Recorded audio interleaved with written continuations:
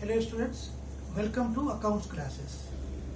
Dear students, we were discussing the process of accounting, and in that case we have seen the first point, that was I. First point was identification of financial transactions and events. अब बेटा इसके अंदर क्या था, business transactions. पहला point क्या था बेटा, आई में. आई का मीनिंग मैंने बोला था, आई stands for identification. In case of identification of financial transactions, first point would be business transaction. कह रहा है कि भाई any transactions it should be related with the business. For example, goods purchased for business. और बेटा मैंने आपको example दिया था बिजनेस के केस में, goods purchased and paid electricity bill of house. In that case, we have seen that only goods purchased for business purpose is known as business transactions. And we have discussed one word, IM. तो दूसरा point बेटा मेरा है M का मतलब measuring the identified transactions. जो business transactions आपने identify किया है उसको मेजर करना है. अब बेटा मेजरिंग किस में करोगे, इन मनी वैल्यू. अब जैसे ऊपर में गुड्स परचेज किया, मान लीजिए money value of goods purchase is ₹10,000. That means जो मैंने गुड्स परचेज की थी उसकी मनी वैल्यू 10,000, एंड इसी को हम लोग बोलते हैं मेजरिंग द आइडेंटिफाइड ट्रांजेक्शंस. तीसरा पॉइंट मैंने बोला था बेटा आर का मतलब क्या है बेटा, देखो रिकॉर्डिंग. अब पहले क्या हुआ, आपने बिजनेस को आइडेंटिफाई कर लिया, अब मेजर कर लिया. अब बेटा देखो मेजरमेंट क्या करेंगे, मेजरमेंट. अब there are so many transactions, purchase किया, सेल किया, बहुत तरह के बिल पे किए, तो उसके लिए क्या करता है, हम लोगों ने क्या किया, रिकॉर्डिंग जो हम करेंगे इन अप्रोप्रिएट बुक कर देंगे, यानी एक हम बुक बना लेंगे. और बेटा आज आप लोग एक फर्स्ट वर्ड सीखने जा रहे हो अकाउंट्स में, उसका नाम है जर्नल. JOURNAL. अभी बेटा हम लोग पूरे लाइफ में जब तक अकाउंट्स पढ़ेंगे जर्नल नाम याद रखेंगे. तो बेटा simply loosely speaking, recordings are made in appropriate book, और उस एप्रोप्रिएट बुक का नाम है जर्नल.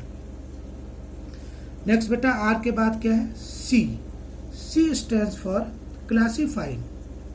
अब बेटा क्या करेंगे, हमने अभी एप्रोप्रिएट बुक्स बना दिए.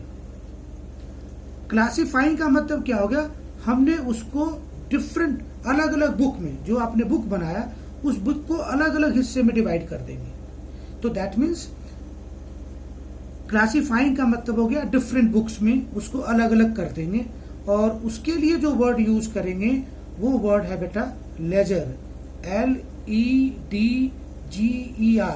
लेजर का मतलब हो गया बेटा डिफरेंट बुक्स का, जो यहाँ पे अप्रोप्रिएट बुक्स था यहाँ पे सबका अलग अलग बुक बना देंगे.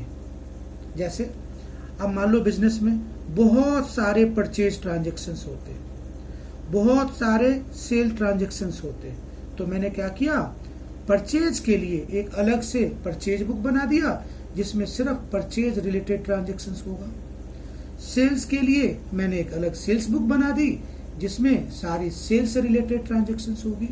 इसका मतलब क्या होगा बेटा, same transactions at same place. अब क्या होगा, जर्नल में क्या था बेटा, सारी कंबाइंड बुक थी, सारी अलग जर्नल बना दी.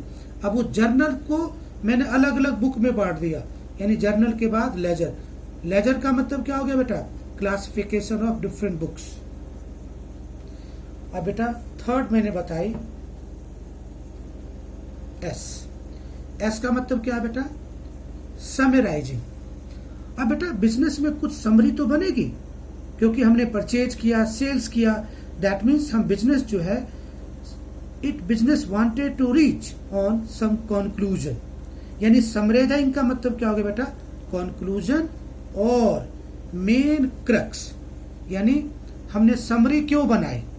अब समरी क्यों बनाई बेटा, सो दैट कि we can come to know that कि हमने टोटल सेल्स मान लीजिए 60,000 की करी, टोटल परचेज मैंने 80,000 की करी, क्योंकि परचेज बुक का टोटल, सेल्स बुक का टोटल, यही तो मेरी समरी है। लेकिन बेटा समरी के अंदर मुझे 3 चीजें बनानी है, trial balance, profit and loss account and third balance sheet. So dear students, till now you have come across 5 important terms of accounts, namely journal, ledger, trial balance, profit and loss account and balance sheet. Once again dear students, we will discuss all these things details as chapter passes. अब बेटा 6th point, अभी तक हमने क्या किया बेटा, IMRCS. I stands for identification of financial transactions. M stands for measuring the identified transactions. R stands for recording. C stands for classifying. And S stands for summarizing. Now dear students, we will add 2 more words on this AC. A stands for analysis and interpretation of data, and C stands for communicating to users. So let me brief you. 6th point बेटा, analysis and interpretation of data. Because बेटा जो भी data मैंने ऊपर collect किया, data does not speak itself. अब जैसे आपके बिजनेस के डाटा है, तो जो भी आपने फिगर्स बताए, that figures are analyzed by CA, chartered accountant, and chartered accountant will tell you कि बेटा हमारे बिजनेस का प्रॉफिट क्या हुआ, लॉस क्या हुआ। अब बेटा जो डाटा मैंने इंटरप्रेट किया, जो एनालाइज किया, that datas are relevant to many persons, उसको हम लोग बोलते हैं communicating to users. That means whatever information has been gathered by CA, it must be communicated to different users. Yani there are many persons, those who are dependent on that data, that may be internal user or external user. मैं आपको एक छोटा सा example बताता हूँ बेटा। Internal user कौन है, बिजनेस में। एक्सटर्नल यूजर्स कौन है, जो कंपनी को माल सप्लाई करता है। सो बेटा you have to keep in mind IMRCSAC.